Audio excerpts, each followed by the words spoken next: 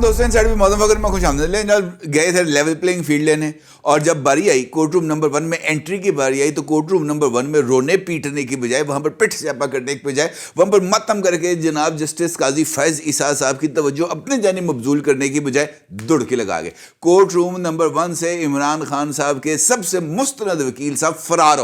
फरार हो गए जनाब। और दिलचस्प बात यह है कि मुतालबा ये है कि जनाब हमें लेवल प्लेइंग फील्ड चाहिए। भाई ऐसे मिलती है लेवल प्लेइंग फील्ड कि जब मौके का टाइम आता है, जब आपको अपनी बात करने का मौका मिलता है तो आप जनाब दुड़के लगा जाओ कि जनाब हमने काजी के सामने बात नहीं करनी, हमने मीडिया के सामने बात करनी है। लेकिन अब फंस गए किधर? काजी के पास। और जब काजी के पास गए तो काजी के शिकंजा आ जाता है। काजी के शिकंजे से फिर बाहर निकलना बहुत ज़्यादा मुश्किल हो जाता है, क्योंकि काजी ने शिकंजे को न सिर्फ अब फिट कर दिया है बल्कि एक 3 रुकनी बेंच भी बना दिया है जिसको वो खुद हेड कर रहे हैं। और इमरान खान साहब और उनकी जमात को कह दिया है कि अखे आओ और यहाँ पर आके जो भी पिट स्यापा है वो करो और फिर मैं देखता हूँ कि तुमको किस तरह की लेवल प्लेइंग फील्ड चाहिए। मुझे तो ऐसे लगता है कि इमरान खान साहब की तरफ से ये जो स्ट्रेटजी थी जिसके ज़रिए उन्होंने वकला को इंतखाबी मैदान में उतारना था, ये पार्टी की जो पॉलिसी है ये या तो इमरान खान को लड़ गई है या ये इमरान खान को पड़ गई है, क्योंकि ये वकील जो है वो अब इमरान खान के काबू में आने के नहीं लग रहे मुझे। क्यों? ये एक बहुत ही वजह है इसकी अहम,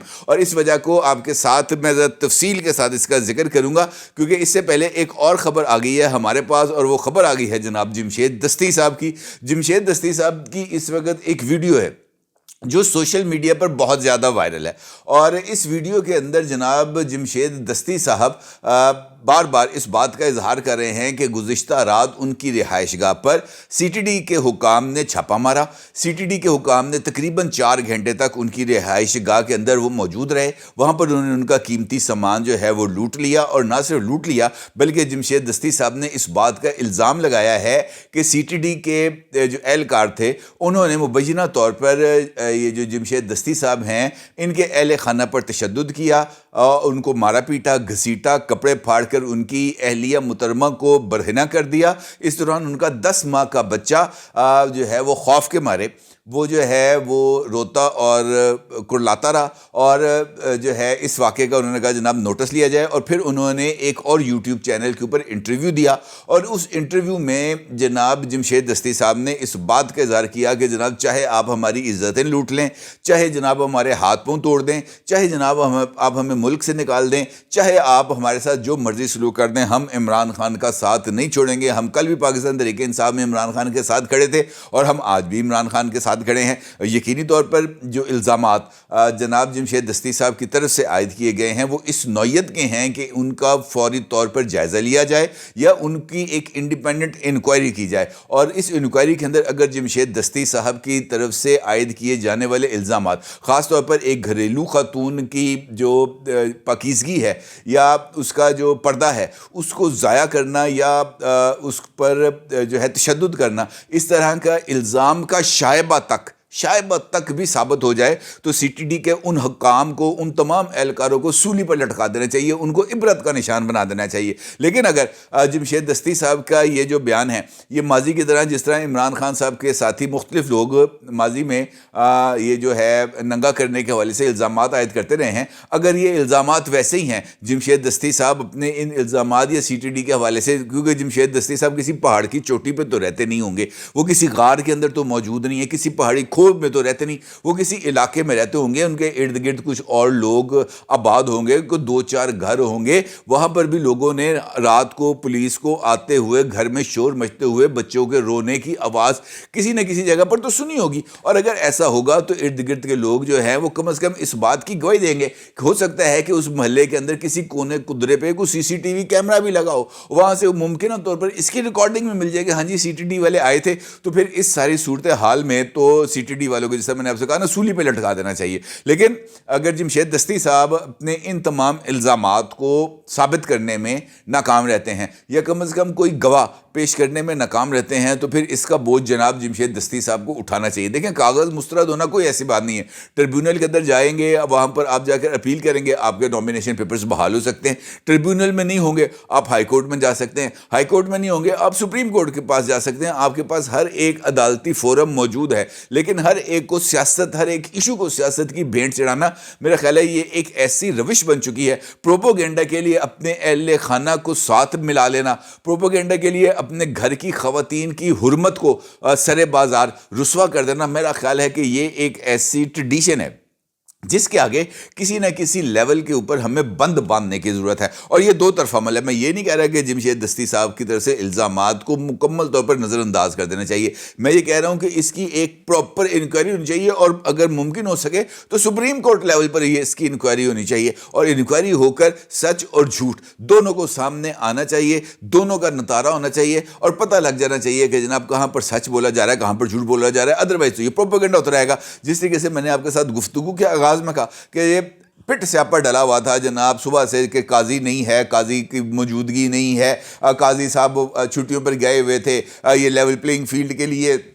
3 رکنی بینچ نے بنایا جانا تھا. جسٹس سردار طارق مسعود صاحب نے سماعت کرنی تھی, جمعے والے دن سماعت کرنی تھی. جمعے والے دن جناب سردار طارق مسعود صاحب بیمار ہو گئے, سماعت نہیں ہو سکی. جمعے کے بعد جناب ہفتہ آ گیا, ہفتے والے دن بھی سماعت نہیں ہو سکی. پھر چھٹیاں چلے گی, جان بوجھ کر اس معاملے کو پینڈنگ کیا گیا تاکہ جناب جسٹس قاضی فائز عیسیٰ صاحب آئیں گے, جسٹس قاضی فائز عیسیٰ صاحب آئیں گے, وہ آ کر خود اس مقدمے کی سماعت کریں گے. ان کو کسی میں صدیق جان صاحب کی, یہ جو میں باتیں پڑھ رہا ہوں یہ اپنی طرف سے نہیں, یہ صدیق جان کی ٹویٹ کی ایک پوری فہرست ہے, نہ صدیق جان بلکہ اور بھی بہت سارے لوگوں کی طرف سے اسی طرح کے الزامات جسٹس قاضی فائز عیسیٰ صاحب پر عائد کیے گئے. ہوتا کیا ہے کہ جب وقت آتا ہے, جب آپ کو اپنے کیس کو پلیڈ کرنا ہے, جب آپ کو یہ بتانا ہے عدالت کے روبرو کہ جناب ہمارے ساتھ یہ زیادتی ہوئی ہے, تب تو اس موقع پر آپ کو موجود رہنا چاہیے. صبح سے ہی جناب شعیب شاہین صاحب جو عمران خان کے وکیل ہے یہ موجود تھے کورٹ روم نمبر 1 میں. صبح سے ہی جسٹس قاضی فائز عیسیٰ صاحب کی سربراہی میں کورٹ روم نمبر 1 میں موجود 3 رکنی بینچ مختلف مقدمات کی سماعت کر رہا تھا.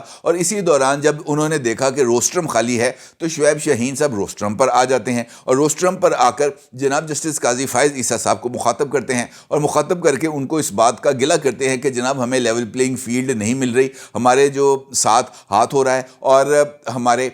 جو کاغذات نامزدگی ہیں وہ مسترد کیے جا رہے ہیں, ہمارے ساتھ امتیازی سلوک کیا جا رہا ہے. مکمل طور پر ایک چارج شیٹ پیش کرتے ہیں جس پر جسٹس قاضی فائز عیسیٰ صاحب کہتے ہیں کہ ابھی اس مقدمے کی سماعت جاری ہے, آپ ذرا تھوڑی دیر بیٹھ جائیں سائٹ پہ, جیسے ہی ہم فری ہوتے ہیں ہم آپ کی بات کو سنتے ہیں. اور اس کے بعد جناب شعیب شاہین صاحب جو ہیں وہ روسٹرم چھوڑتے ہیں اور جا کر بیٹھ جاتے ہیں. کچھ دیر سماعت چلتی ہے. اسی دوران شعیب شاہین صاحب عدالت کے کورٹ روم نمبر 1 سے اٹھتے ہیں اور کورٹ روم نمبر 1 کے باہر جا کر میڈیا کے ساتھ گفتگو کرنا شروع کر دیتے ہیں, اور اندر جناب لوگ جو ہے ان کو تلاش کرتے ہیں کہ کدھر چلے گئے, کیونکہ باری آنے والی تھی. اسی دوران میڈیا کے ساتھ گفتگو کر کے جناب شعیب شاہین صاحب دڑکی لگا کے نکل جاتے ہیں. میڈیا کے ساتھ ہونے والی اس گفتگو کی جو شعیب شاہین صاحب نے کورٹ روم نمبر 1 میں کرنی تھی, میڈیا کے ساتھ کرنے والی تصویر آپ اس وقت اپنی اسکرین پر دیکھ سکتے ہیں. اچھا, میڈیا کے ساتھ گفتگو کرنے کے بعد شعیب شاہین صاحب اٹھتے ہیں اور جناب کو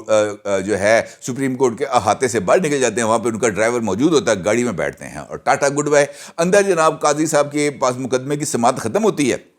وہاں پہ پوچھتے ہیں کدھر گئے شعیب شاہین صاحب, پی ٹی آئی کا کون سا بندہ یہاں پہ بیٹھا ہے. عدالت میں آواز لگتی ہے, کوئی بندہ اویلیبل نہیں ہے. جو لوگ وہاں پر موجود ہوتے ہیں ان سے کہا جاتا ہے کہ جناب ہم 5 منٹ تک یہاں پر بیٹھے ہیں, آپ شعیب شاہین صاحب کو ڈھونڈ کے لائیں. کسی نے کہا جناب وہ باہر میڈیا کے ساتھ گفتگو کر رہے ہیں. ان سے کہا جاتا ہے کہ جناب جائیں, جا کر آپ ان کو پیغام دیں کہ اندر آپ کو طلبی ہو رہی ہے, آپ اندر آئیں. وہ جو باہر لوگ جاتے ہیں وہ آتے ہیں اور کہتے ہیں جناب باہر بھی شعیب شاہین صاحب نہیں ہے, شعیب شاہین صاحب لاپتہ, فرار, کہ مجھے پیش نہ ہونا پڑے. دیکھیے وہ بھی قاضی کی عدالت ہے جناب. قاضی صاحب نے اس پر 3 رکنی بینچ بنا دیا ہے, اور 3 رکنی بینچ جناب اب 3 جنوری کو اس مقدمے کی سماعت کرے گا. اور یہ لیول پلینگ فیلڈ والا جو کیڑا ہے وہ پاکستان تحریک انصاف سے نکلے گا. لیکن یہاں پر بھی ایک ٹوسٹ ہے, اور وہ ٹوسٹ بھی بہت زیادہ منی خیز ہے. اچھا, اس ٹوسٹ کے مطابق جو سچویشن ہے وہ ویسی نہیں ہے جیسی قاضی صاحب کو بتائی جا رہی ہے, یا جیسے پاکستان تحریک انصاف کے حوالے سے چیزیں سامنے آ رہی ہیں. الیکشن کمیشن آف پاکستان کی طرف سے آج ڈیٹا کو شیئر کیا گیا ہے کہ جناب کس کانسٹیٹوئنسی کے اندر کتنے کاغذ جمع ہوئے یا ٹوٹل کاغذات نامزدگی جمع کرائے گئے وہ کتنے ہیں، مردوں کے کتنے ہیں، خواتین کے کتنے ہیں، کتنے فیصد کاغذات نامزدگی منظور کیے گئے، کتنے کاغذات نامزدگی مسترد کیے گئے. اس جو ڈیٹا ہے یا وہ جو پریس ریلیز ہے الیکشن کمیشن آف پاکستان کی جس کے اندر یہ تمام تر تفاصیل موجود ہیں، اس کا عکس آپ اپنی اسکرین پر دیکھ سکتے ہیں. الیکشن کمیشن کے خود اپنی طرف سے بتائے جانے والے اعداد و شمار کے مطابق تقریباً 7,000 کے قریب کاغذات نامزدگی جمع ہوئے مرد و خواتین دونوں کو ملا کر، اور تقریباً اس وقت کاغذات نامزدگی جو موجود ہیں وہ تقریباً 6,800 کے قریب کاغذات نامزدگی مرد و خواتین نیشنل اسمبلی کی کانسٹیٹوئنسیز کے وہ ابھی تک موجود ہیں. اس کا مطلب یہ ہے کہ تقریباً 850 یا 900 کے قریب جو کاغذات نامزدگی ہیں ملک بھر میں وہ مسترد کیے گئے ہیں، اور اس کے اندر تمام جماعتوں کے اراکین موجود ہیں، امیدواران موجود ہیں جن کی طرف سے یہ کاغذات نامزدگی جو ہے وہ جمع کیے گئے یا مسترد کیے گئے. یہ الگ بات ہے کہ ان سارے کاغذات نامزدگی میں جو اکثریت ہے وہ پاکستان تحریک انصاف کی ہے. جس طریقے سے میں نے آپ کو بتایا کہ مجھے ایسے لگ رہا ہے جیسے پاکستان تحریک انصاف کو وکیل یا تو لڑ گئے ہیں یا وکیل جو ہیں وہ پڑ گئے ہیں. مجھے ایسے لگتا ہے کہ اس وقت جو وکیل ہیں وہ پڑ گئے ہیں اور لڑ بھی گئے ہیں، دونوں کام ہو گئے. وہ اس وجہ سے کہ عمران خان نے اپنی طرف سے یہ ایک گیم کھیلی کہ جناب وکلا ہوں گے، وکلا کے کاغذات ہوں گے، وکلا کے کاغذات نامزدگی کو چیلنج نہیں کیا جائے گا کیونکہ ان کو پتہ ہوگا کہ یہ وکیل ہیں، انہوں نے جناب ہنگامہ کھڑا کر دینا ہے، انہوں نے ایک وکلا تحریک شروع ہو جائے گی، ایک انسانی حقوق کی ایک موومنٹ شروع ہو جائے گی اور اس کے نتیجے میں مجھے کوئی ریلیف مل جائے گا. اب ہوتا یہ ہے کہ عمران خان صاحب کی اس پالیسی کو پچ کرنے کے بجائے جو وکیل ہیں وہ اپنی گیم میں پڑ جاتے ہیں. شیر افضل مروت صاحب اپنی گیم میں پڑ گئے، شعیب شاہین صاحب اپنی گیم میں پڑ گئے، جناب سلمان اکرم راجہ صاحب اپنی گیم میں پڑ گئے، حامد خان صاحب بیچارے نہ پہلے 3 میں تھے نہ اب 13 میں ہیں، نعیم حیدر پنچوتا ہوں، انتظار حسین پنچوتا ہوں، سلمان صفدر ہوں، جناب یہ جو شعیب شاہین صاحب ہوں، جو ہے یہ تمام کے تمام اپنی اپنی گیم میں پڑ گئے کیونکہ ان کو پتا تھا کہ جناب لاٹری نکل آئے گی. اگر عمران خان کا واقعتاً وہ ہوا جو نظر آ رہا ہے وہ ہوا حقیقی معنوں میں اگر بیلٹ پیپر کے اوپر ڈپکٹ کر جاتا ہے، بیلٹ پیپر کے اوپر نظر آ جاتا ہے، تو ایسی صورت میں ہمارا جو خواب ہے نیشنل اسمبلی میں پہنچنے کا وہ خواب پورا ہو سکتا ہے اور ہم بھی مین سٹریم پولیٹکس میں آ کر روایتی سیاستدانوں کی جگہ پر اپنا نہ صرف اپنا جو ہے نام روشن کریں گے بلکہ اپنا کاروبار بھی چمکائیں گے. لہٰذا وہ سب لوگ اپنا کام شام چھوڑ کے آ گئے پی ٹی آئی میں. اب پی ٹی آئی کے اندر آنے کے بعد ٹکٹیں بھی ان کو انشور ہوگی کہ جناب آپ کو ٹکٹیں بھی ملیں گی، آپ نے صرف جا کر عمران خان کو ریپرزینٹ کرنا ہے. یہ کام بھی شروع ہو گیا. لیکن اس کے بعد جب وہ وقت آیا جب انہوں نے سٹینڈ لینا تھا تو ان کو اس بات کا اندازہ ہے کہ جناب ہم نے اپنے حلقے میں عمران خان کے ووٹوں کو یا عمران خان کے نام کو انکیش کرنا ہے. لہٰذا جناب وہ سارے کے سارے اب اپنے ووٹوں کے اور حلقے کے چکر میں پڑ گئے، پی ٹی آئی کو پیچھے چھوڑ گئے. پی ٹی آئی کو پیچھے چھوڑنے کا جو نتیجہ ہے وہ عمران خان کو ڈیپ فرائی کرنے یعنی تلنے کی صورت میں ملا کہ مختلف جگہوں پر جہاں پر عمران خان صاحب کے خود ذاتی کاغذات نامزدگی میں پی ٹی آئی کی لیڈرشپ کی بات نہیں کر رہا، جہاں پر خود ان کے کاغذات نامزدگی جمع ہونے تھے وہاں پر وکیلوں نے ایسے بھنڈ کیے، ایسے بھنڈ کیے کہ جناب اپنی مثال آپ ہے. 120 120 کے جو پرپوزر اور سیکنڈرز تھے یعنی ووٹرز تھے ان کو عمران خان کا پرپوزر اور سیکنڈر بنا دیا NA 122 میں. خود جناب بیرسٹر گوہر خان صاحب کی اس وقت ایک جو خبر ہے میرے سامنے لیپ ٹاپ پر چل رہی ہے اور اس میں بیرسٹر گوہر خان صاحب خود اس بات کا اعتراف کر رہے ہیں کہ جناب ہم سے غلطیاں ہوئی ہیں. وہ خود اس بات کو تسلیم کر رہے ہیں کہ جناب ہم بلے کا نشان چھوڑنے پر تیار ہیں. میں نہیں کہہ رہا، بیرسٹر گوہر خان صاحب جیو کی سائٹ کے اوپر یہ خبر موجود ہے، آپ خود جا کے چیک کر سکتے ہیں. وہ اس بات پر راضی ہیں کہ پی ٹی آئی کو اگر بلے کا نشان نہیں ملتا، الیکشن کمیشن ان کو کوئی اور انتخابی نشان بھی دے دیتا ہے تو وہ بلے کو چھوڑ کر کسی اور انتخابی نشان کے اوپر الیکشن لڑنے کے لیے تیار ہیں. اس کا مطلب یہ ہے کہ ذہن کے اندر کوئی نہ کوئی گیم تو بنا لی ہے، یا اگر جو گیم ہے وہ صرف اور صرف یہ ہے کہ ہم نے عمران خان کی فوٹو کے ساتھ اپنی فوٹو لگا کر الیکشن کیمپین چلانی ہے پھر تو اور اس کے بعد ہم نے دھاندلی کا ڈرامہ رچانا ہے، تو یہ تو بالکل آپ جو پلیٹ کے اوپر سجا کر 2/3 اکثریت جناب نواز شریف صاحب کی خدمت میں پیش کریں، اس کے اندر اور کوئی بات نظر نہیں آ رہی. کیونکہ سنجیدگی کے ساتھ پی ٹی آئی لیڈرشپ مجھے نظر نہیں آ رہا کہ وہ اس اہم ترین مرحلے پر اپنی اس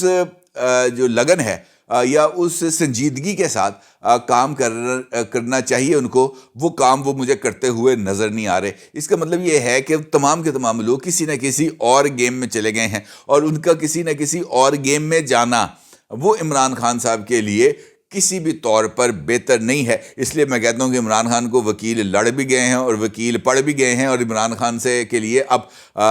وکیلوں سے جان چھڑانا شاید مشکل ہو جائے گا، بجائے اس کے کہ وہ وکیلوں سے جان چھڑائے۔ مجھے تو لگتا ہے کہ اب ان کی خود اپنی سیاسی بقا کے اوپر بھی ایک بہت بڑا سوالیہ نشان لگ گیا ہے۔ دیکھنا یہ ہے کہ اب وہ اس مرحلے سے کیسے سرخرو ہوتے ہیں۔ اپنی رائے کو ضرور اظہار کیجیے گا۔ آپ کو بہت شکریہ۔ اللہ حافظ۔